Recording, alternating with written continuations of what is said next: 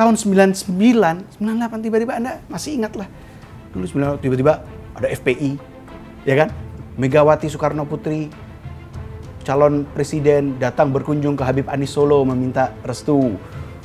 Susilo Bambang Yudhoyono datang ke Habib ini, datang ke... Kok tiba-tiba muncul lagi gitu? Ini orang seperti Rizik Syihab dan lain-lain dari mana datangnya kok tiba-tiba muncul? Nggak ada yang tiba-tiba dong. Ini ada sejarah udah lama panjang. Sebetulnya. Cuman memang benar, saya sependapat.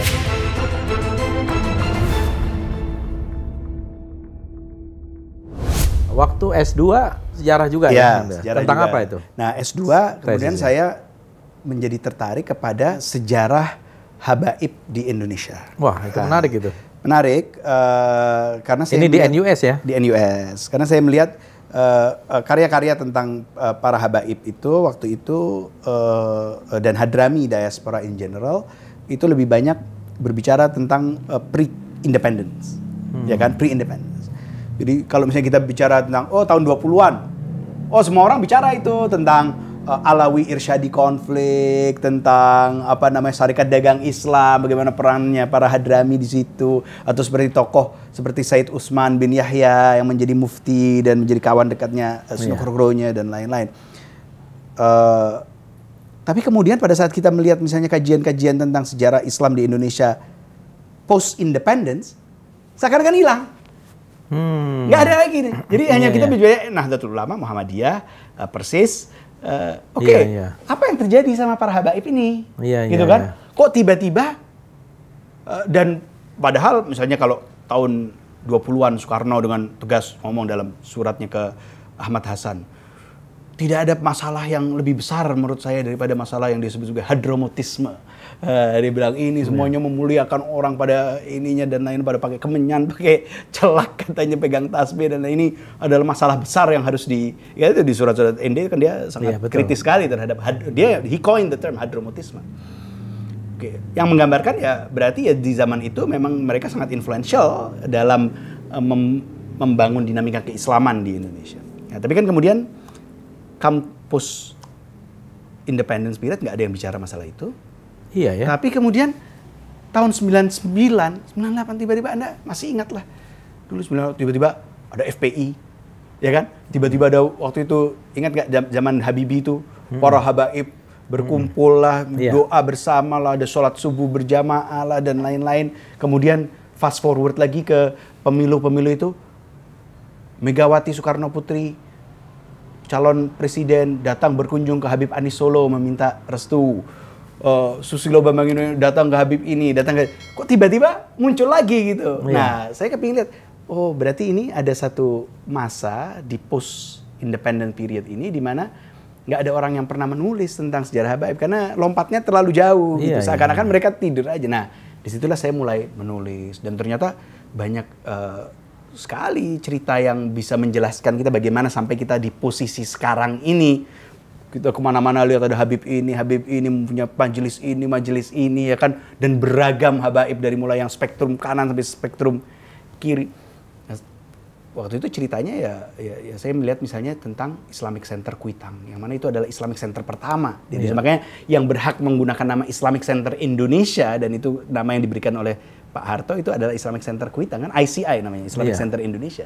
Yang punyanya Pemkot itu namanya Islamic Center Jakarta. Betul. Islamic Center Indonesia cuma satu karena that was the first Islamic Center dan itu adalah perannya Habib Ali Kuitang, Habib Ali Al-Habsyi yang memang beliaulah yang sebenarnya membangun sampai kita di mana-mana itu ada langgar-langgar dan majelis taklim, membangun generasi cadres of ulama Betawi dan lain-lain itu menjadi sangat kuat. Nah itu saya menulis sejarah itu. Jadi dari mulai independence sampai ke terakhir ya saya cerita tentang FPI waktu tahun 98 dan kemudian Majelis Rasulullah, Nurul Mustafa dan lain-lain, munculnya Habib-Habib muda ini. Pasti bertemu dengan hazanah kajian tentang kapan sih para habaib ini datang ke Indonesia, ya, pada abad keberapa? Ya. Nah itu sangat sulit, pertanyaan yang sangat sulit for dearth of historical sources karena historical sources-nya juga nggak banyak. Artinya ada yang mengklaim sebelum Wali Songo sudah ada yang mengklaim setelah Wali Songo, ada yang mengklaim Wali Songo adalah dari Hadrami, tapi juga banyak yang mengklaim dari Samarkand, dari mana-mana dan lain-lain. Yang jelas, abad ke-17, abad ke-18, mereka sudah sampai di posisi-posisi yang cukup influential. Di zaman pemerintahan, itu berarti zaman VOC dan pemerintahan Hindia Belanda. Ya. Dan sebelum itu misalnya, waktu perang Cina, ya, geger Cina, itu zaman Kartosuro. Iya. Ya, Pakubuwono II. Itu mufti dari Kesultanan Mataram adalah seseorang yang bernama Said Alwi. Nggak ada surname-nya, tidak ada, Said Alwi kalau dibaca di babat-babat itu. Nah, Said Alwi ini nama yang sangat Hadrami dan udah kelihatan ini nama habaib dan nama Hadrami sekali. Said Alwi. Kalau nggak salah keluarga Al-Haddad. Itu satu kita lihat. Terus di sini misalnya di Jakarta ini ada makam keramat Luar Batang. Iya. Ya kan? Itu juga tahun 17 sekian tuh Habib Hussein bin Abu Bakar itu udah ada. Kemudian ya ada beberapa, tapi juga yang paling menonjol itu misalnya orang-orang ini, para habaib ini, abad ke-18 itu adalah masa mereka betul-betul mempunyai satu influence yang besar. Social positionnya juga tinggi ya di pemerintah Hindia Belanda maksudnya. Both di pemerintah Hindia Belanda dan di kesultanan-kesultanan lokal. Oh, iya. Karena mereka berafiliasi dan beraliansi dengan kaum Bugis, dan 18th century itu biasa disebut sebagai the Bugis century. Dalam sejarah kita ini, that was the Bugis century. Karena orang Bugis itu menguasai lautan, perairan Nusantara. Ya kan, sampai mereka sampai sekarang Kesultanan Johor is a Bugis dynasty, ya kan? Ada di mana-mana. Di mana-mana. Nah, orang-orang Hadrami ini mereka kawin-mengawin dengan putri-putri Bugis. Jadi sampai akhirnya kemudian misalnya satu contoh Kesultanan Al-Qadri, ya. Di mana sih cerita di Pontianak? Di Pontianak. Habib Hussein Al-Qadri seorang ulama datang, kemudian dia muridnya itu orang-orang Bugis semuanya, dan dia kawin-mengawin dengan siapa, Daeng Parani, salah satulah dari 4 panglima besar itu. Kemudian mereka establish themselves di Mempawah. Kemudian Habib Hussein ini diminta untuk babat alas di daerah yang katanya banyak setan, banyak kuntilanaknya. Kan dalam bahasa Melayu itu kan kuntilanak itu Pontianak. Nah, akhirnya dia bisa ngusir setan itu, akhirnya di-clear, ya kan, babat alas, akhirnya bangun kesultanan dengan dia anaknya menjadi raja, yang anaknya bapak Habib, ibu royal blood dari Bugis, gitu kan. Itu kan selalu trajektorinya seperti itu. Begitu juga keamiran, Emirate of Kubu. Kubu itu bukan kesultanan, itu di Kalimantan Tengah.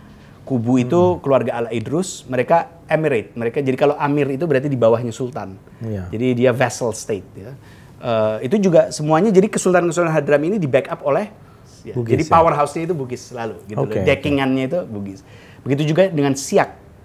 Yang mana itu juga mereka keturunan Habib, tapi juga keturunan dari raja-raja Minangkabau, Raja Kecik itu, ya kan, di backup juga sama Bugis. Karena gini loh, dulu itu politik itu kan, politik of kinship itu kalau misalnya Anda bisa mengalahkan raja atau rival politik Anda, kan berarti rival politik Anda itu harus mengawinkan anaknya dengan Anda, gitu kan?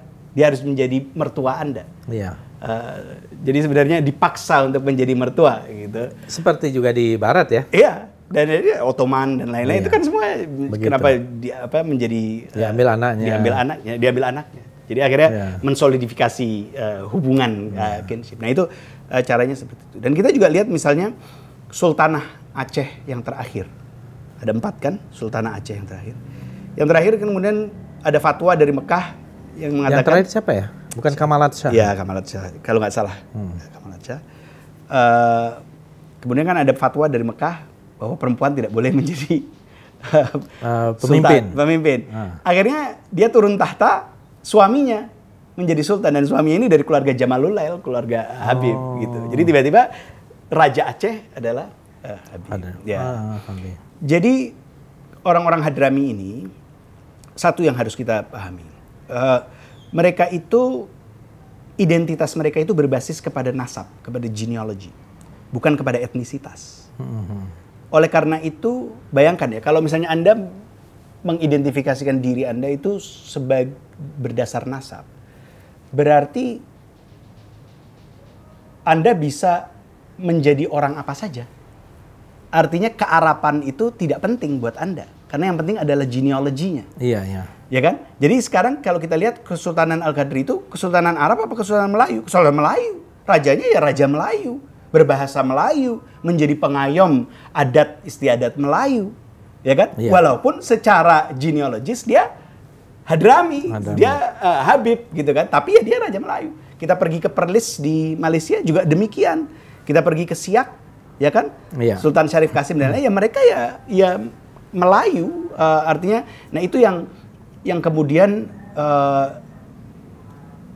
Belanda tidak suka dengan itu, karena waktu itu Belanda melihat ini terlalu banyak latent amalgamation, dia bilang ini kok terlalu banyak amalgamasi, terlalu banyak percampuran dan lain, makanya kemudian di kota-kota kan mereka bikin kampung Arab, kampung Cina, terus bikin Wekenstelsel dan Passenstelsel, harus semua harus tinggal, dan akhirnya kemudian etnisitas itu menjadi muncul karena etnisitas itu kan konstruk modern. Iya. Tapi kalau zaman dulu ya nggak bisa ya. Pada saat Anda udah kawin, misalnya sekarang keluarga Danuningrat, keluarga Danuningrat itu adalah keluarga habaib dari Basyaiban. Mereka datang ke Jawa dan ikut mendirikan Mataram, dan Danuningrat yang pertama itu menjadi mantu dari Hamengkubuwono II. Ya udah mereka pakai nama Jawa. Iya, iya. Mereka Habib tapi ya tidak menggunakan nama Habibnya, makanya pakai Tumenggung, siapa namanya, Danuningrat pertama, kedua dan lainnya, ya mereka menjadi orang Jawa. Itu kita bisa lihat di dalam persebaran para habaib di Samudra Hindia ini, baik dari East Africa ya, Kenya dan lainnya, sampai ke Malabar Coast ya, pantai Malabar di India, sampai ke Asia Tenggara, itu ya mereka menjadi sangat lokal. Mereka menjadi sangat lokal. Jadi mereka meleburkan diri kepada budaya lokal, meleburkan diri menjadi tradisi tanpa lokal, kehilangan identitas nasabnya itu tadi, iya. Identitas genealogisnya. Nah, identitas genealogis ini yang kemudian tetap mentai mereka dengan orang-orang Hadrami di tempat-tempat lain. Jadi mereka, seperti kata Profesor Eng Seng Ho itu di dalam bukunya itu Graves of Tarim, dia bilang they are what we can refer to as local cosmopolitans. Jadi mereka sangat lokal. Mereka menjadi raja setempat, mereka menjadi penghulu setempat. Tapi punya network yang lebih jauh. Oleh karena itu, karena network yang sangat jauh itu, Bang Fadli, banyak dari mereka menjadi diplomat dan menjadi plenipotentiary extraordinaire. Kayak waktu perang Aceh, siapa yang diutus oleh wali untuk berangkat ke Sublime Port, ke Porte Agung, ke Istanbul untuk menghadap Sultan Turki adalah Habib Abdurrahman Az-Zahir, ya kan, yang sebenarnya orang Aceh, ya kan, udah beranak pinak di Aceh, tapi ya dia dilihat yang punya network dengan dunia internasional, jadi dia yang dikirim ke sana, dia pemimpin perang Aceh waktu itu.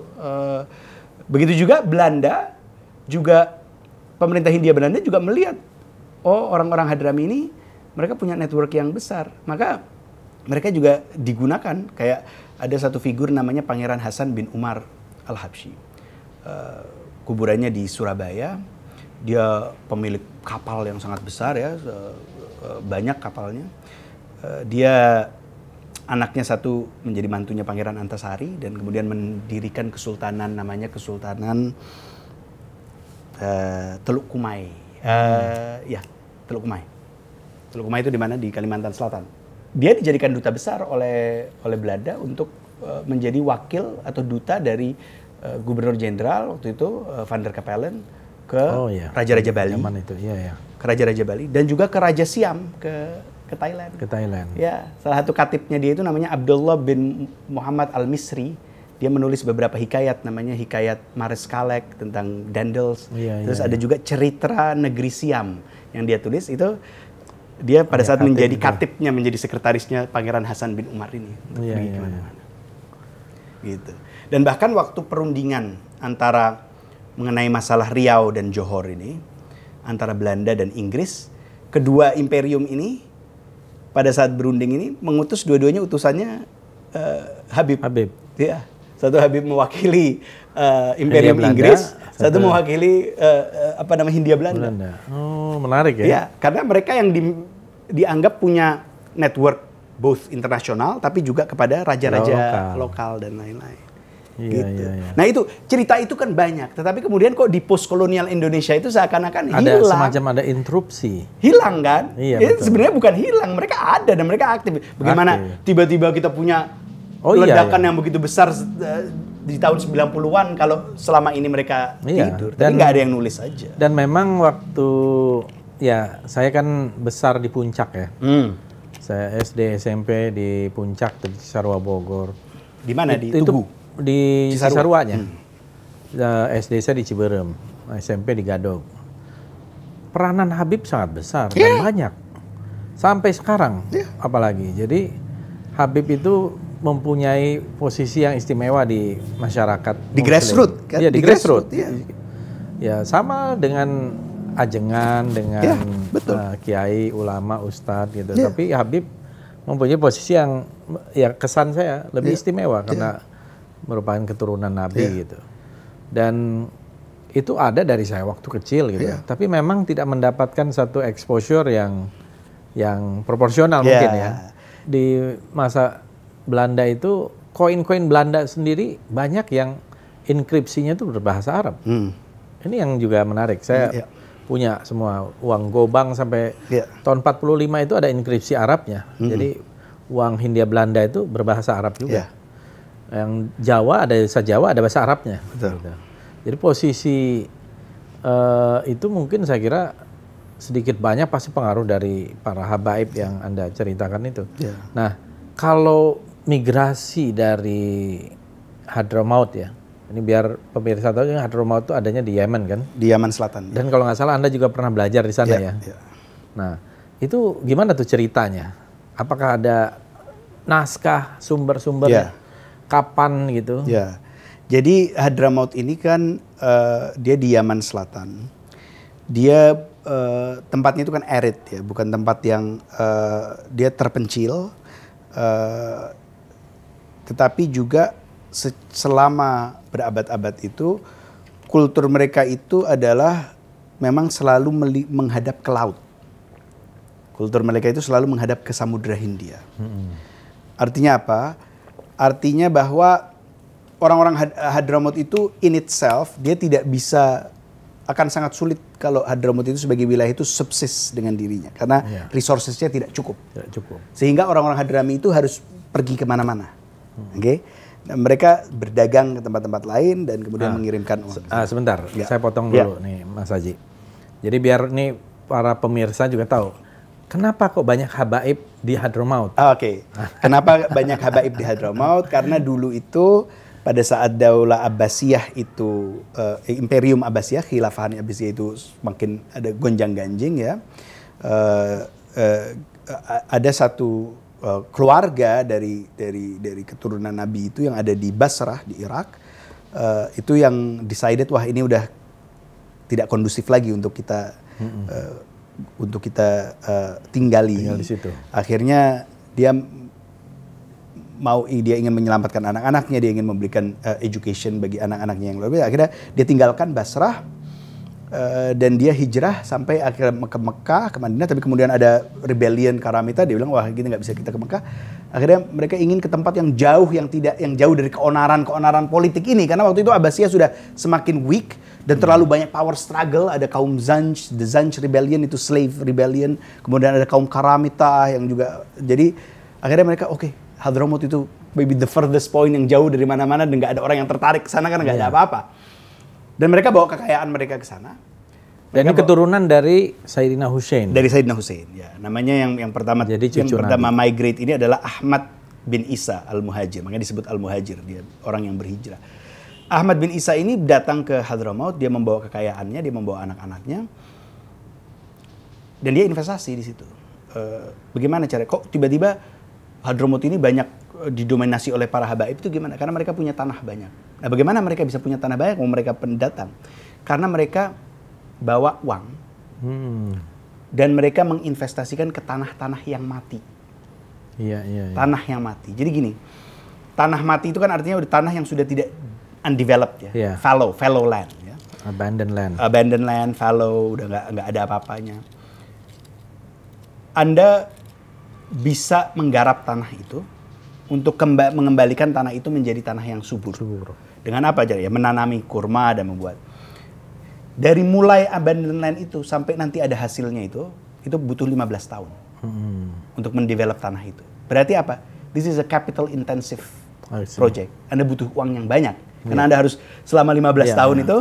Iya, betul. Anda harus membayar pekerja, Anda harus mengairi, Anda harus ini dan lain. Dan dia memang bawa duit ke situ. Iya. Nah, tetapi di dalam hukum Islam, kalau misalnya Anda menghidupkan kembali tanah yang mati, Anda menjadi pemiliknya. Oke. Gitu. Karena susahnya menghidupkan mati itu di dalam hukum Islam itu selalu ada itu di bab-bab masalah properti dan lain-lain itu adalah kalau orang yang menghidupkan tanah kembali, dia akan menjadi pemilik dari tanah itu. Nah, akhirnya mereka bermukim di situ ya, tapi kan kemudian beranak pinak dan lain-lain. Dan akhirnya ya ini harus cerita abad keberapa yang pertama itu? Yang pertama itu abad 10, 9 10 ya. 9 10 ya. Ya 10 I think. Ya udah mereka beranak pinak ke situ, makanya kaum yang disebut sebagai kaum Alawiyin ini dari Hadramaut itu mulainya di situ. Nah, tetapi juga political condition di situ sulit, banyak kabilah-kabilah yang saling berperang dan lain-lain, maka perekonomian juga nggak begitu berkembang. Tidak ada kerajaan yang cukup kuat untuk bisa sustain itself. Maka orang-orang ini mulai berpencar pergi kemana-mana. Dan karena Hadramaut itu, kota Mukalla itu misalnya ada di coast, dan Shihir itu, Port of Shihir itu adalah satu kota pelabuhan tua, yang itu memang natural port, yang menjadi salah satu pelabuhan penting di dalam arena Indian Ocean Trading Network, ya, network jaringan perdagangan samudra Hindia. Yang itu basically mengconnect dari mulai Cina, ya kan, Guangzhou dan lain-lain itu sampai ke Strait of Hormuz dan juga Red Sea, ya kan, sampai terus ke Eropa atasnya. Ini adalah jaringan perdagangan yang sudah ada jauh sebelum Islam, kan, dan dia berbasis pada monsoon wind ini, musim hujan. Lawannya masih. Ya, jadi mereka itu selalu kan kalau dalam perdagangan Cina itu, perdagangan dari mulai Arabia sampai ke Cina itu ada dua monsoon yang dibutuhkan. Satu itu northwest monsoon itu dari Arabia itu membawa kapal-kapal ini sampai ke Malaka, ke Strait of Malaka. Tapi terus dia harus berhenti di situ. Dia nggak bisa langsung terus ke Cina karena dia harus nunggu 6 bulan untuk monsoon satu lagi datang untuk membawa dia naik ke atas ke Cina. Maka itu mereka berdiam nih di samudra Selat Malaka ini. Nah, makanya itu kemudian muncullah trading settlements baik di Malaya maupun di Sumatera, kan, yang kemudian menjadi kesultanan itu Samudra Pasai, Malaka, Aceh dan lain-lain. Itu jadi mereka memang menjadi bagian dari trading network itu. Makanya itu orang-orang Hadram ini ada di East Africa, di coastal East Africa, Kenya, Tanzania, ya, Zanzibar, Uganda. Uganda nggak banyak, sedikit, tapi Kenya, Tanzania, Comoros, ya, sedikit juga di Madagaskar, Djibouti. Iya, Djibouti. Terus di India bagian India di Malabar Coast. Makanya India itu pada umumnya Anda pergi ke semua tempat di India, Pakistan itu dan Bangladesh, semuanya itu madhabnya Hanafi. Ya kan? Mereka Hanafi. Tetapi kalau Anda pergi ke Malabar, itu madhabnya Syafi'i. Ya kan? Dan mereka sarungan kayak kita. Sarungan, Syafi'i, dan ritual-ritualnya dan kitab-kitabnya semua sama yang dibaca Somalia di juga sini. mungkin ya? Iya, Somalia juga. Syafi'i. Ini jadi kalau Anda lihat, karena memang Hadramis ini kan Syafi'i mereka. Dan, nah, kemudian saya pikir Southeast Asia, kemudian mereka masuk, termasuk ke Indonesia, tapi dari skrip, dari naskah atau sources itu kira-kira di abad ke berapa itu ya ke Indonesianya? Ya itulah. Yang belum ada ini ya? Belum ada, artinya sulit karena kan skrip-skrip kitab-kitab yang ada itu kan semuanya kan kebanyakan kan dari abad ke-18. Artinya itu kan retrospektif. Kan mereka masih menulis bisa, tentang dulu. Jadi kita nggak ada sumber-sumber sezamannya itu sulit ya. Jadi Tapi kalau kita lihat keturunan Nabi ini, Habaib, itu ada berapa keluarga? Oh, banyak, cukup banyak. Bisa berapa ratus itu? Ya, banyak. Ratusan ya? Apa kan yang besar-besar seperti Anda kan Al-Atas, Al-Gadri, Al-Idrus. Ya, Itu ada nggak datanya itu? Ada, kalau misalnya kita pergi ke institusi seperti Rabithah Alawiyah, itu mereka punya nasab, punya genealogy. Dan memang diteliti ya? Memang diteliti dan dicoba didaftarkan. Dan Rabithah Alawiyah yang di Indonesia ini yang paling lengkap sebenarnya. Yang paling lengkap. Bahkan yang di Hadramaut pun harus datang ke sini untuk mencocokkan. Oh gitu ya? Ya, jadi pencatatan nasab di Indonesia ini sudah jauh lebih berkembang ketimbang di Hadramautnya. Kemudian kita kembali ke tahun berapa sebelum kemerdekaan tadi, mungkin di tahun 30-an ya, saya juga baca beberapa literatur dulu. Ada beberapa pertentangan seperti yang Anda bilang itu, seperti mereka yang keturunan Habaib dan orang Arab yang bukan keturunan Habaib, yang disebut Irsyadi itu gimana ceritanya? Itu sebenarnya sih pertentangannya lebih mirip ke pertentangan antara kaum muda dan kaum tua.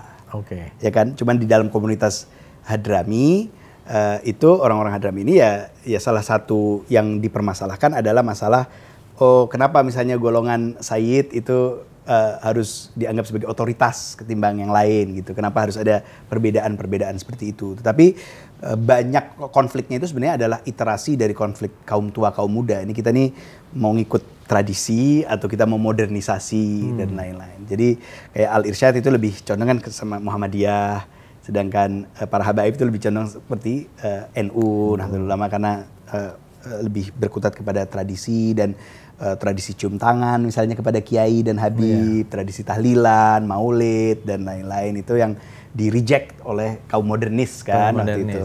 Jadi itu sebenarnya itu permasalahannya. Tapi itu semua tradisi-tradisi itu dibawa dari Hadramaut, dibawa dari Hadramaut. Baru ke sini. Nah itu salah satu yang dipermasalahkan sama Soekarno. Ada familinya Soekarno, apa mertuanya, apa siapa saya lupa. Yang meninggal ya? Meninggal. Komunitas di situ maksa Soekarno, nggak bisa, kamu harus bikin tahlilan dong. Orang meninggal masa nggak bikin tahlilan. Dan itu ada habaib-habaibnya juga di situ gitu loh. Nah itu Soekarno marah-marah, itu dia cerita sama Ahmad Hasan. Dia bilang, masa saya dipaksa untuk bikin tahlilan, dan dia nggak mau kan, karena dia kan kaum muda. Dia kan lebih condong ke Muhammadiyah dan belakangan bahkan setelah dari ND, Bung Karno diasingkan di Bengkulu, jadi ngajar. Bung Karno malah menjadi Furziter, jadi ketua bidang pendidikan dari Muhammadiyah di Bengkulu. Jadi ya itulah artinya konflik-konflik tentang ritual, konflik tentang otoritas, keagamaan dan lain-lain itu yang menjadi perselisihan dalam politik lah. Betul. Nah, tapi soal kemerdekaan, ya, bagaimana positioning para habaib, ya, keturunan Hadrami dan juga keturunan Arab lainnya gitu ya, dalam perjuangan kemerdekaan? Ya, jadi gini, nah waktu itu kan mereka berkonflik tuh ya antara Irsyadi dan Al-Irsyad dan para habaib ini berkonflik. Nah konflik ini kebanyakan adalah yang ikut dalam konflik itu adalah orang-orang yang sebenarnya terlahir di Hadramaut, yang mereka migrant, jadi mereka baru bermigrasi ke sini.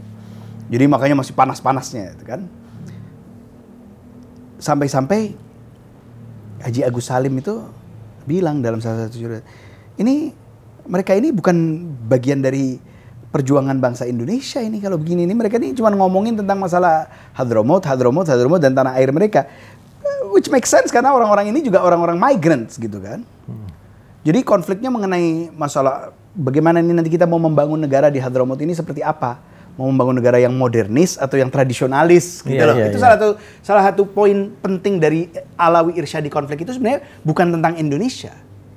Tentang Hadramaut. Ini kita nih mau bangun negara di Hadramaut nih, negaranya seperti apa gitu, ya kan?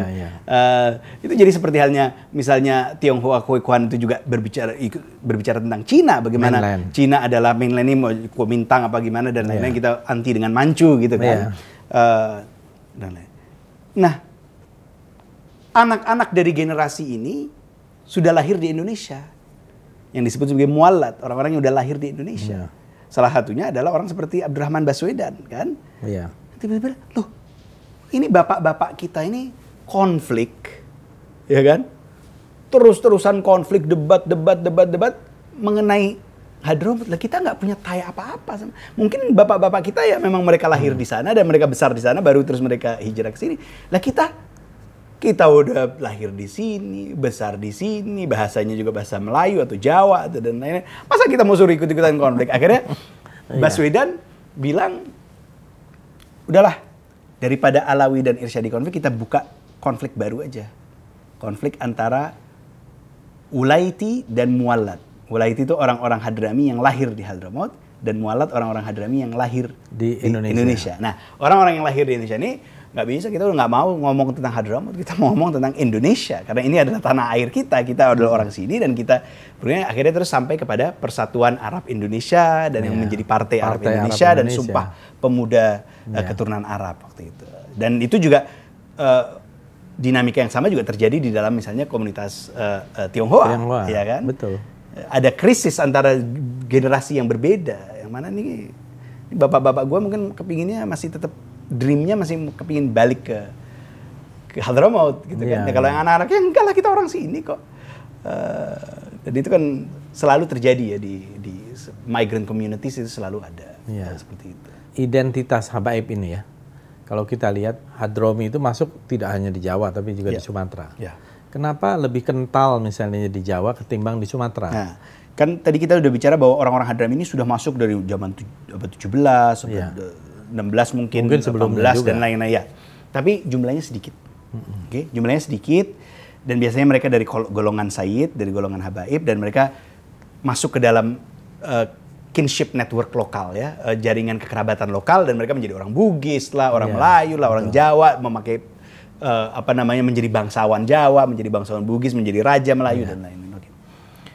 Ya udah, mereka udah sangat menjadi lokal, ya kan?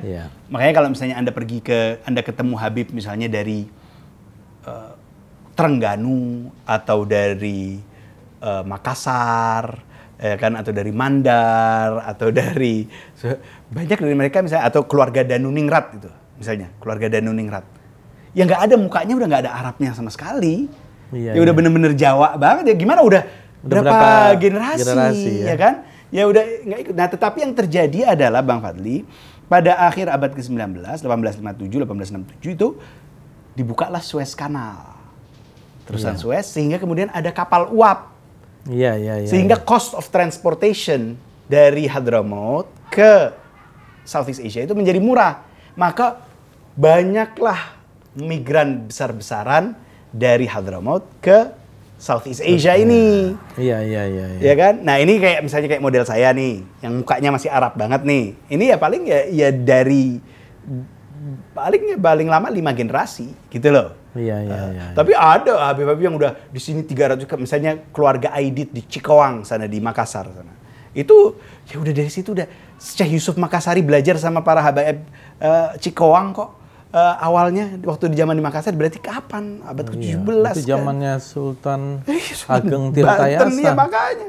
Jadi ya artinya ini these are the newcomers gitu kan, yang datang dengan jadi steamship. Memang bergelombang ya kedatangan itu. Ada yang melalui transit sampai ada yang mungkin direct. Direct. Dan karena banyak jumlahnya, dan juga waktu itu Belanda ada ketakutan terhadap pan-Islamisme. Kemudian itulah Belanda mulai bikin kampung-kampung ini. Jadi diperkampungkan kan. Supaya lebih mudah mengontrol juga. Lebih mudah mengontrol dan memisahkan mereka. Tidak berasimilasi. Tidak ada asimilasi, tidak ada integrasi dan lain-lain. Nah, itulah kemudian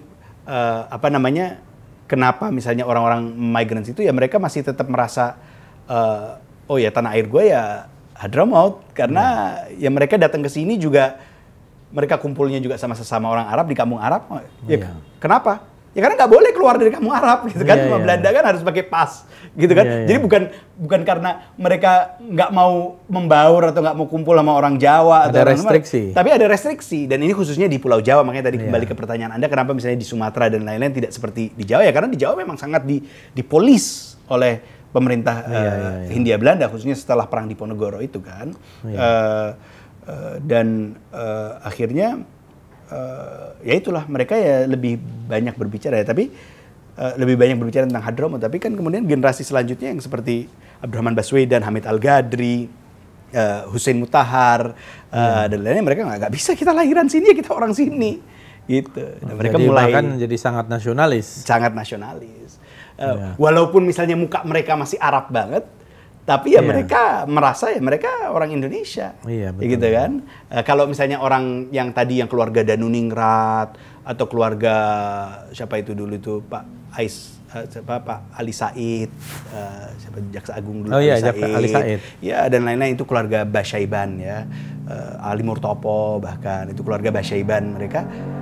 Mereka udah nggak ada rasa Arab dan lain-lain gitu. Walaupun mereka masih punya nasab dan lain-lain, tapi mereka nggak punya udah nggak ada katanya. Tapi kan yang orang-orang seperti Hamid Al-Gadri, Abdurrahman Baswedan, Hussein Mutahar dan kawan-kawan ya kan, Hussein Bafagi, ini mereka yang memang juga sudah mendapatkan pendidikan Belanda, mereka sudah tahu apa itu nasionalisme ya kan, sudah tahu, dan mereka juga banyak membaca apa yang diperjuangkan oleh tokoh-tokoh pendiri bangsa, dan mereka menganggap itu adalah, mereka mau menjadi bagian dari itu. Hasan Mutahar kan ini yang menciptakan Hussein Mutahar ya, menciptakan lagu Syukur ya? 17 Agustus 45 gitu. Itu juga seorang habaib, banyak juga yang nggak tahu itu. Betul. Nah, itu yang orang-orang yang berpendidikan Belanda ya, berpendidikan modern. Tapi juga ada para habaib yang lebih tradisionalis, seperti Habib Ali Kuitang, misalnya, yang ikut duduk di dalam Majelis A'la Islam Indonesia, MIAI, Majelis kemudian A'la Islam yang kemudian menjadi masyumi. Jadi masyumi, dia beserta Ahmad Surkati dan Hashim Asy'ari dan Kiai Haji Mas Mansur dan lain ikut. Ada tokoh seperti Said Salim bin Jindan yang ikut juga, malah di penjara bolak-balik dan lain-lain. Ada tokoh seperti Said Idrus Al-Jufri, itu Palu, itu kakeknya Dr. Salim Jufri Al-Khairat. Ya kan? Ya, itu mereka juga melakukan apa yang mereka lakukan melalui jalur-jalur pendidikan dan lain-lain. Mereka tidak ikut berpolitik secara langsung. Tetapi ya mereka mendukung proses-proses kemerdekaan itu. Nah, jadi yang tadi Anda bilang, tesis Anda itu, kenapa ada semacam interupsi yang panjang pasca kemerdekaan hingga tahun 90-an, sehingga akhir Orde Baru lah, ya kan? Itu jawabannya apa? Bukan, sebenarnya saya tidak mengatakan ada interupsi, mengatakan ada blindness di kalangan para historian yang tidak melihat itu. Dan kenapa itu? Nah, pertanyaannya adalah karena sejarah Indonesia pasca independen ini biasanya sangat terfokus kepada elit dan kepada institusi. Semua orang menulis tentang Nahdlatul Ulama, tentang Muhammadiyah, tentang elit-elit dan lain-lain, ya kan? Ada baca bukunya Hefner misalnya, begitu, selalu tentang elit.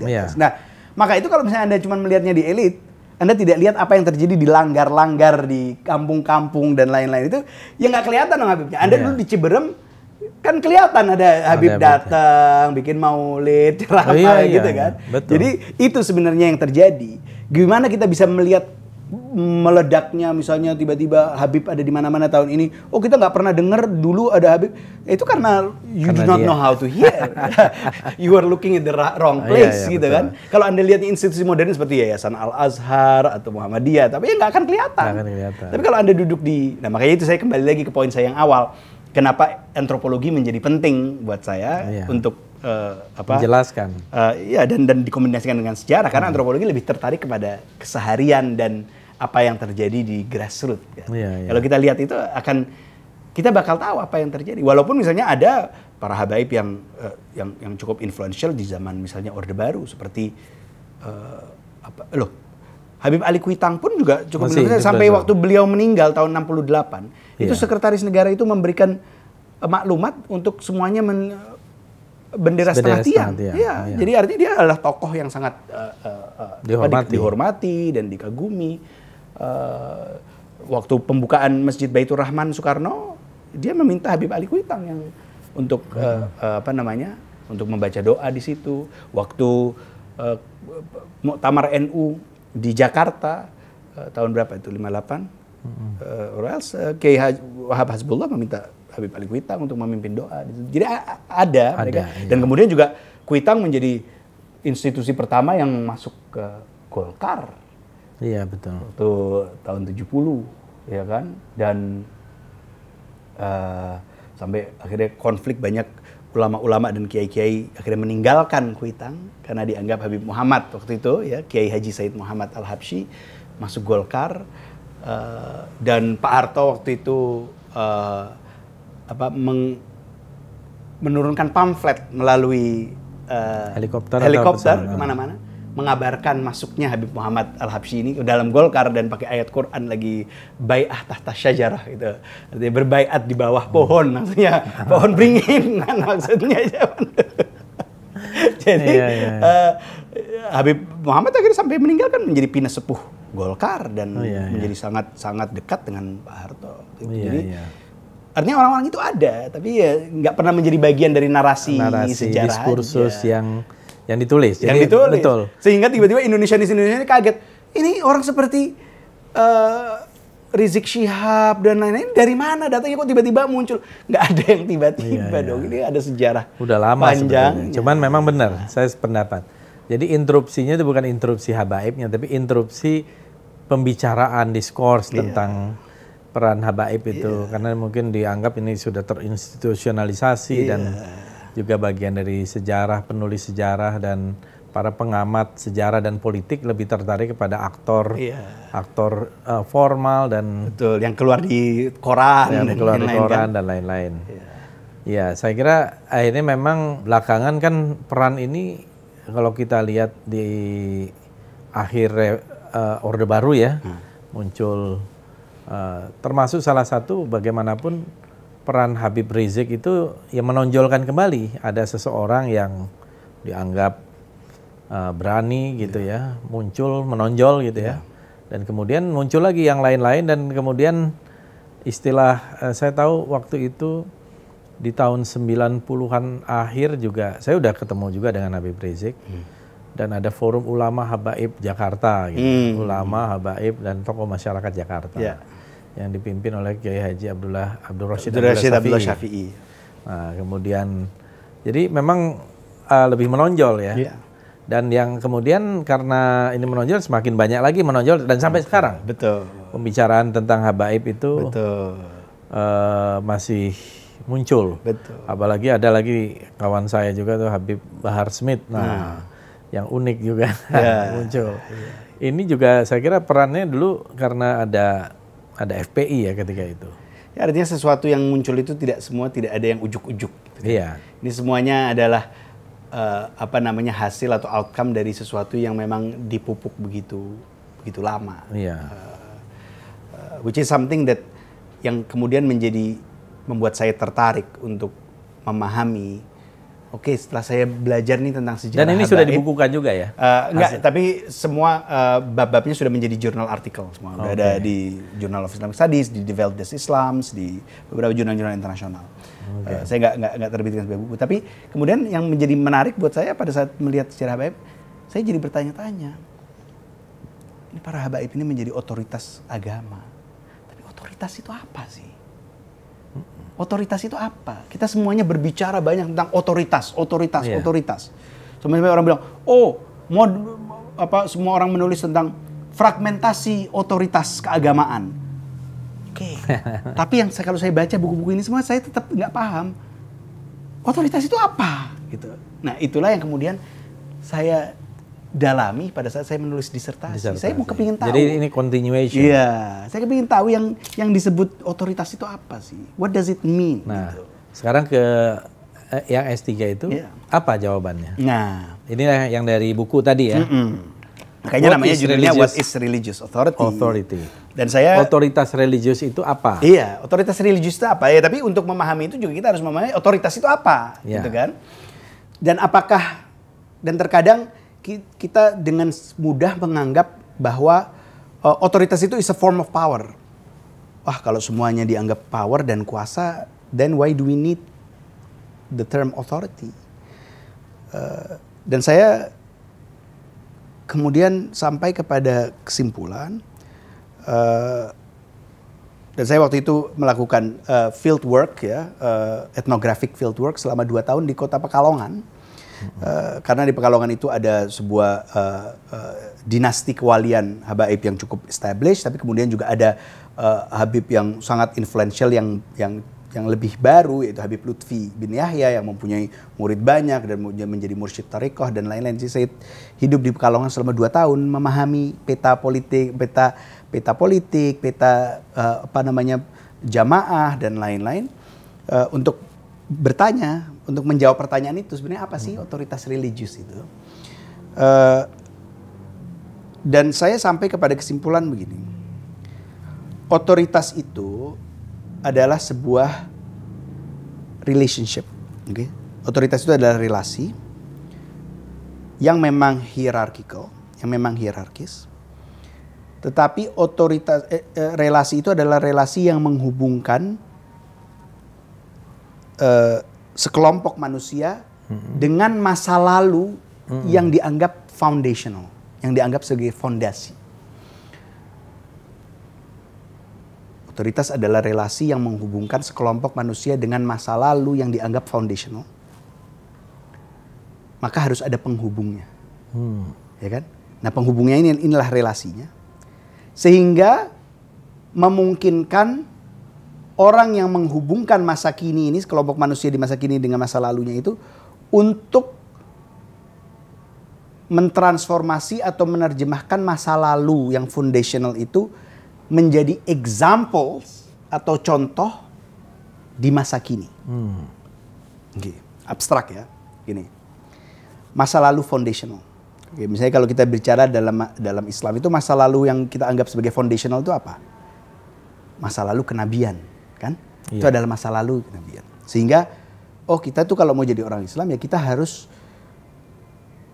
mengikuti. Jadi harus masa lalu yang dianggap foundational itu harus bisa diterjemahkan menjadi model of action untuk masa kini. Itulah yang disebut sebagai sunnah. Sunnah. Kita selalu mengatakan, Nabi dulu begini loh, kalau makan begini ya. Kita melakukan itu. Jadi itu harus ada penghubungnya. Jadi siapa yang bisa menghubungkan sekelompok manusia, jadi hubungan yang menghubungkan sekelompok manusia dengan masa lalu, sehingga masa lalu itu bisa menjadi model of action di masa kini, itulah relasi otoritas.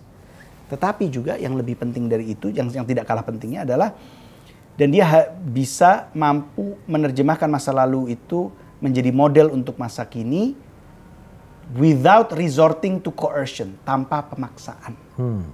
Karena kalau Anda memaksa, itu berarti Anda tidak otoritatif.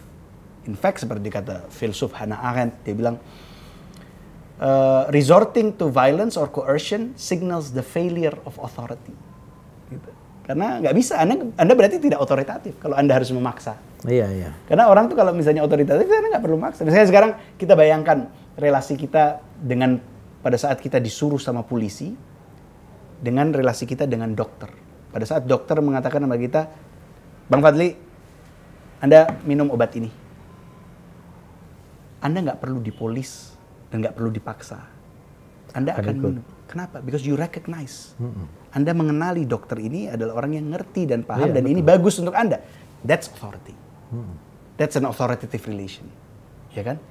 Sedangkan kalau misalnya Anda dipanggil polisi, Anda karena takut, karena Anda dipaksa, karena Anda tahu kalau misalnya Anda nggak nurut, itu adalah, saya sebutnya sebagai, itu adalah form of coercive power, ya kan? Nah, jadi relasi-relasi ini, karena gini, power itu kan sebenarnya adalah placeholder ya. Kuasa itu adalah placeholder. Artinya power is a word that we use. Kita selalu membangun ini kuasa, relasi kuasa, semuanya mengutip Foucault, relasi kuasa. Tapi Foucault sendiri bilang bahwa power itu, kuasa itu adalah a placeholder, a name that we use to describe a relationship that we do not yet know its contours. Jadi artinya itu adalah nama yang kita gunakan untuk relasi yang kita belum paham benar gitu. Jadi itu placeholder aja sebenarnya. Nah, kalau misalnya kita bisa memahami ada satu relasi yang namanya otoritas, ya maka ini adalah, ya otoritas, jangan dibilang ini adalah bentuk kuasa dong. Kuasa ini kan cuma kata abstrak saja yang kita nggak tahu sebenarnya apa, dan banyak ragamnya dan banyak bentuknya. Nah, ini adalah otoritas. Satu yang itu satu. Jadi tadi yang saya katakan adalah Apa sih religious authority itu? Religious authority itu adalah kemampuan untuk menghubungkan masa kini dengan masa lalu, kenabian. Oleh karena itu kenapa misalnya kiai, habib, ustadz dan lain-lain itu butuh sanad, butuh silsilah, ya kan? Ada yang nasab. Oke, gimana nih? Kalau kita mau terhubung dengan masa lalu kenabian gimana? Oh, para habaib mengatakan, oh kita karena keturunan dari nabi misalnya, nasab kita itu menjadi penghubung. Orang lain yang orang lain akan mengatakan, oh sanad hadis. Sanad, siapapun kalau punya sanad bisa. Orang-orang sufi mengatakan, oh silsilah tasawuf, silsilah kesufian itu penghubungnya. Orang-orang modernis bilang, oh nggak perlu itu semuanya. Yang penting Anda bisa bahasa Arab, Anda bisa mengaji teks-teks itu, maka Anda bisa mengaji hadis-hadis itu Anda bisa menghubungkan dengan masa lalu. Nggak perlu sanad, nggak perlu ini dan lain-lain gitu kan. Oke. Jadi form dari hubungan itu juga beda-beda. Betul. Dan kita bisa memahami orientasi Islam yang berbeda ini dari bentuk-bentuk hubungannya. Karena bukan hanya ideologinya, tetapi bentuk hubungan, bagaimana kita menghubungkan diri dengan masa lalu itulah yang juga memisahkan, menggenerate keragaman. Tapi yang kedua, Anda harus menghubungkan ini kepada sekelompok orang. Berarti apa? Anda harus punya orang-orang yang mau mendengarkan Anda dan merecognize Anda. Disinilah saya bisa memahami, oh ternyata otoritas itu sebenarnya tidak melulu berbasis kepada keilmuan, tetapi berbasis kepada labor, kepada kerja membangun jamaah. Siapa sih yang otoritatif itu? Orang yang otoritatif itu adalah yang bekerja keras untuk membangun jamaah. Karena jamaah itu tidak datang dengan sendirinya. Kalau kita lihat bahkan kita baca hadis-hadis Nabi itu sibuk loh. Setiap hari itu dia bukan cuma duduk di atas ini terus kemudian wahyu datang terus orang datang. Enggak. Dia melakukan banyak pekerjaan, membangun tempat peribadatan, membangun ini. Nah saya lihat kiai-kiai dan para habaib itu yang mereka lakukan. Setiap hari mereka full time job. Ngurusin tamu, fundraising, bikin proposal, kalau mau bikin kegiatan, mengajar, mengunjungi orang sakit, ya kan, menjadi mediator, mendoakan dan lain. That's how you get recognized. Exactly. Yeah. Anda mau sealim apapun, Anda orang yang paling alim, yang paling berilmu, yang paling jenius dan bisa menulis kitab 17-20 jilid, tapi nggak ada yang ngutip Anda tuh, apakah Anda otoritatif? I don't think so. No. Karena otoritas is not about knowledge. It's about relationship. It's about recognition. It's about recognition. It's about cultivating community. Dan itu komunitas itu yang namanya jamaah itu adalah sesuatu yang dicultivate, sesuatu yang dipupuk, dibangun. Dan itu tidak pernah stabil. Bang Fahri, kita pernah ingat nggak dulu ada orang yang begitu otoritatif punya jamaah banyak, cuman gara-gara dia kawin lagi atau apa terus bubar jamaahnya? Iya. Hah? Betul. Iya kan? Bubar, dan itu jamaah itu bisa bubar loh. Bisa hilang, bisa surut. Maka itu tidak ada yang namanya jamaah yang stabil. Makanya saya itu salah satu yang saya kritik di buku ini adalah sebenarnya pendekatan yang selama ini sangat dominan di dalam studi otoritas, yaitu dari Max Weber, mengatakan apa yang disebut sebagai charismatic authority. Saya bilang ini karisma ini tidak bisa menjelaskan apa-apa, justru mengaburkan masalah. Kiai-kiai dan habib-habib yang karismatik sekalipun itu nggak ada, karena mereka itu kerja keras. Betul. They are laboring every single day. Nabi pun melakukan itu.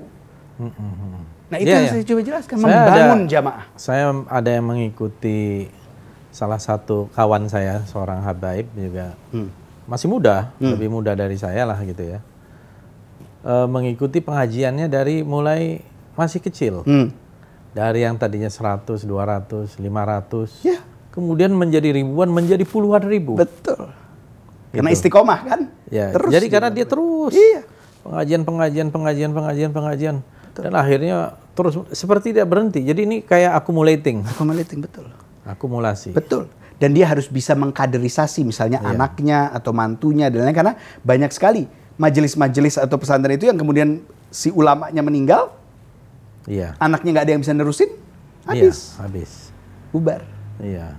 Ya kan? Betul. Dan belum lagi nanti kalau misalnya ada banyak anak dan lain, nanti konflik satu sama lain siapa yang jadi penerusnya dan lainnya. Ini kita sebenarnya cara menjelaskan tentang sejarah Islam, sejarah perkembangan Islam itu yang saya coba katakan di sini itu adalah untuk melihat sebenarnya buat saya yang universal dari Islam itu adalah sebenarnya the labor of cultivating community ini. Itu yang dilakukan oleh Nabi dan itu yang dilakukan oleh semua orang sampai hari ini. Dan saya melihat ya, kalau pembicaraan kita dari tadi itu, Islam di Indonesia ini kan pada dasarnya pasti moderat. Ya. Karena merangkul tradisi, bersentuhan dengan tradisi. Betul. Ya, apalagi kemudian dialog kebudayaannya juga jalan. Betul. Dan tadi ada yang menjadi sangat lokal dan seterusnya gitu. Dan kita lihat ya, saya termasuk yang mengalami satu perjalanan ketika ya kita kan tumbuh di masa Orde Baru. Tapi di masa itu misalnya pernah ada satu masa ya, kalau bisa dilihat ya, terutama di tahun 80-an ya. Kalau yang tadi mungkin Abduh dan lainnya itu kan di awal-awal abad 20 ya. Ya. Tapi di tahun 80-an ya, mungkin di akhir 70-an ya, masuk juga influence dari luar juga ya. Ada semacam ya, terutama mungkin juga triggernya dari revolusi Islam di Iran, meskipun bukan Syiah gitu ya. Tapi ada semangat keislaman yang saya waktu itu termasuk merasakan. Waktu masih SMA itu ya, di tahun misalnya ketika di zaman saya itu ya, orang SD SMP nggak ada yang pakai jilbab, SMA nggak ada, gitu ya. Terus tiba-tiba ada sekelompok siswa di Jakarta memakai jilbab, diusir dari sekolah, dikeluarkan dari sekolah. Terjadi mungkin muncul demo-demo dan lain-lain. MH Ainun Najib itu bahkan pernah membuat satu prediksi ini, lautan jilbab. Sekarang terjadi itu. Apa itu menurut Anda? Ya, ada memang orientasi yang selalu terjadi. Artinya gini, tadi ya kalau poin pertama Anda bahwa kita itu selalu moderat. Kenapa demikian? Karena memang orang jamaahnya itu seperti itu. Artinya gini, kita jangan menganggap bahwa agama itu mendikte masyarakat. Masyarakat itu juga mendikte agama. Artinya gimana? Artinya sebagai contoh, Anda mau jadi seorang membangun jamaah di kalangan urban perkotaan. Anda nggak bisa berbicara seperti kalau misalnya Anda di sebuah kampung di Blora dan lain-lain. Ya kan? Anda harus menyeleksi dari masa lalu kenabian itu, bagaimana caranya saya bisa berbicara yang bisa dipahami dan diapresiasi oleh orang-orang ini. Maka kita bisa melihat, oh, kita akan melihat ilmu manajemen Nabi Muhammad, gitu kan? Ilmu manajemen Nabi Muhammad sebagai pedagang. Sebagai pedagang. Kalau kita ngelihat ke tempat orang-orang mujahidin itu di Afghanistan dan lain, Nabi Muhammad sebagai pemimpin perang, gitu kan? Kalau orang kalangan sufi yang mengatakan, oh, Nabi Muhammad sebagai mistik, ya kan? Sebagai apa namanya, mistik dan lain. Jadi komunitas. Jadi makanya saya bilang, jamaah itu tidak hanya mengikuti sunnah, tapi sunnah itu juga selalu mengikuti jamaah. Dia selalu berdialektika antara sunnah dan jamaah. Jadi sunnah yang menjadi dominan di satu jamaah tidak kemudian menjadi dominan di jamaah yang lain. Gitu kan? Ada sunnah-sunnah yang tidak dianggap penting di satu jamaah, ada yang dianggap penting di jamaah yang lain. Sunnah-sunnah tentang Nabi berperang dan lain kita nggak pernah bicara di sini, emang nggak ada urusannya, nggak ada juntrungannya. Nah, maka itu selalu yang namanya jamaah itu akan juga ikut men-shape wacana dan sunnah yang menjadi terrealisir di masyarakat, di masyarakat itu. Maka itu sunnah itu selalu multiple dan selalu banyak ragamnya. Yang dianggap sunnah di satu jamaah dianggap bid'ah di tempat lain. Satu kelompok bilang maulid itu sunnah, kelompok lain dibilang maulid itu bid'ah. Nah, masyarakat ini kan selalu juga mendapatkan influence dari mana-mana, termasuk karena sosial media dan media waktu itu revolusi Iran dan ini dan lain-lain. Yang kemudian ya apa namanya mereka melihat, mereka terinspirasi dengan Iran, ya kan, wah ini adalah the first successful revolution after 1917, ya kan, revolusi Iran itu adalah revolusi sukses pertama setelah tahun 1917 dengan Russian Revolution. Maka itu sebagai inspiratif luar biasa untuk orang-orang misalnya non Eropa, ya kan, yang selama ini apa namanya tidak sedang dengan Eurocentrism dan dominasi Barat dan lain-lain. Jilbab kemudian menjadi menjadi simbol identitas gitu kan, yang mana simbol identitas yang tidak lagi dianggap sebagai tradisional tapi justru modern ya kan, modern. Artinya gue nggak mau pakai kebaya dan konde, that's so passé. Gue mau pakai jilbab dan gue mau beraktivitas di luar gitu kan. Jadi ya itu akan kemudian selalu mengubah tren-tren keislaman yang dan bahkan sangat modis ya. Betul. Maksud saya adalah bagaimana kita memberi pemahaman bahwa simbol itu tidak selalu identik dengan sesuatu yang membuat orang menjadi seperti Puritan. Gitu.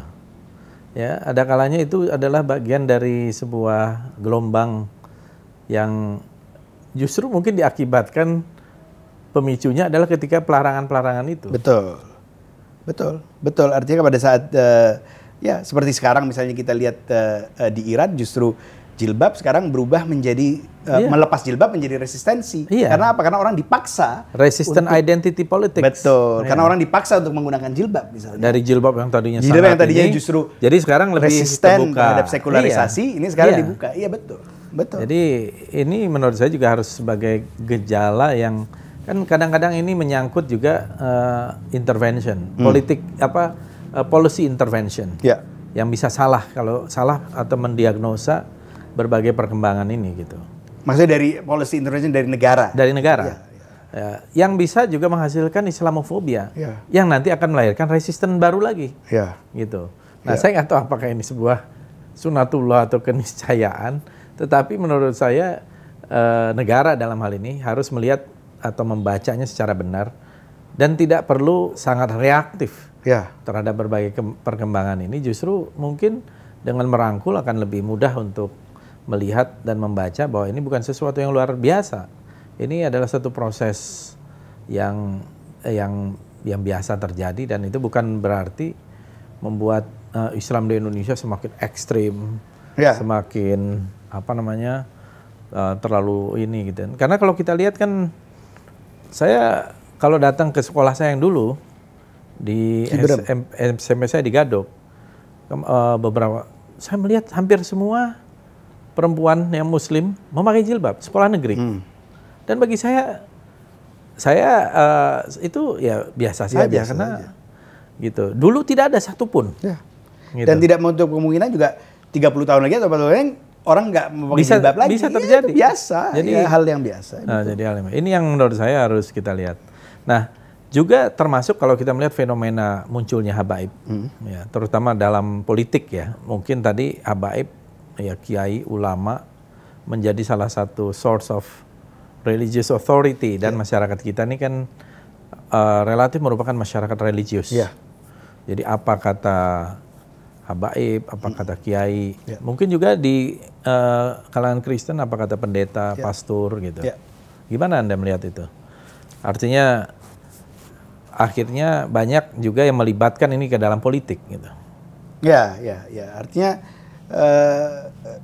di satu sisi misalnya ada anggapan bahwa masyarakat Indonesia nanti akan ikut kiai atau ikut habib gitu kan dalam menentukan politik sikap mereka.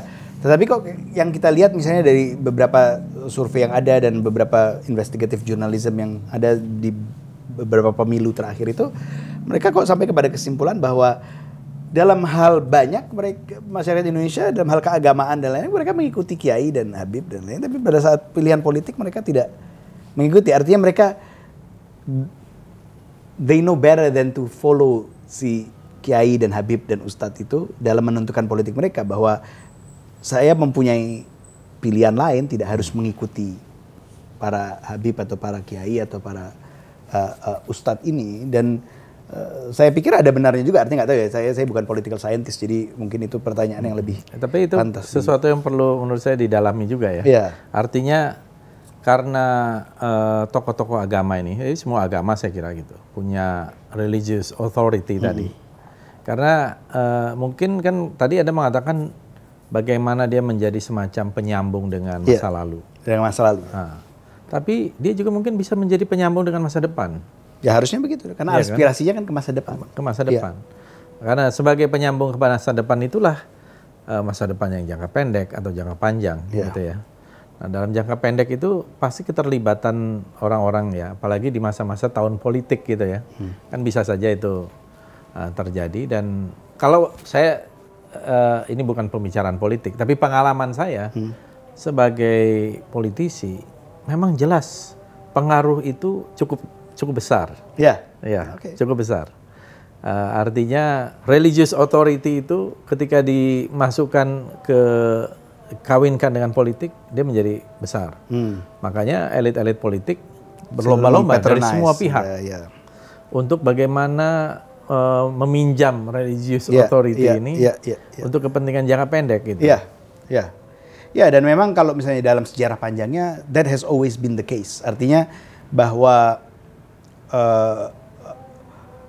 politisi atau penguasa itu akan selalu meminjam otoritas religius itu untuk menambatkan legitimasi mereka, gitu kan. Makanya sampai pada saat ya Mongols, terus Timurid, Empire dan lain, ya mereka akan selalu patronize para syekh-syekh sufi ini. Karena apa?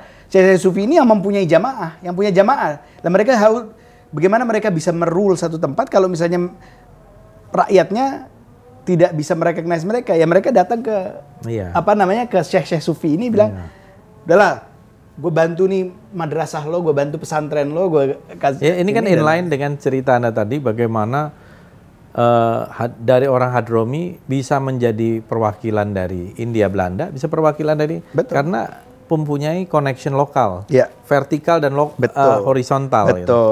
Betul. Dan selalu itu. Jadi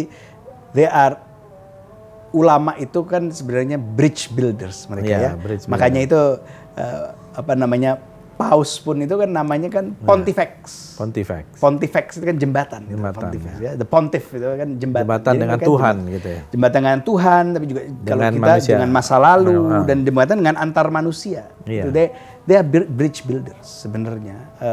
Dan saya pikir itulah role dari ulama adalah sebagai bridge builders. Ya, dalam hal bukan justru memecah. Bukan. Mereka harusnya menyambungkan. Iya. Dan saya kira ya memang tadi keniscayaan ya kalau kita lihat, karena orang-orang yang mempunyai sumber-sumber authority, termasuk tidak harus ulama habaib, tapi yang lain-lain juga pasti akan di-approach oleh berbagai macam kepentingan politik. Gitu.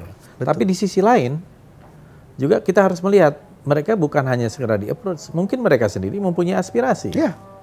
Ya kan? Yang dibawa dari jamaah dan mungkin ulama habaib itu sendiri mempunyai satu aspirasi.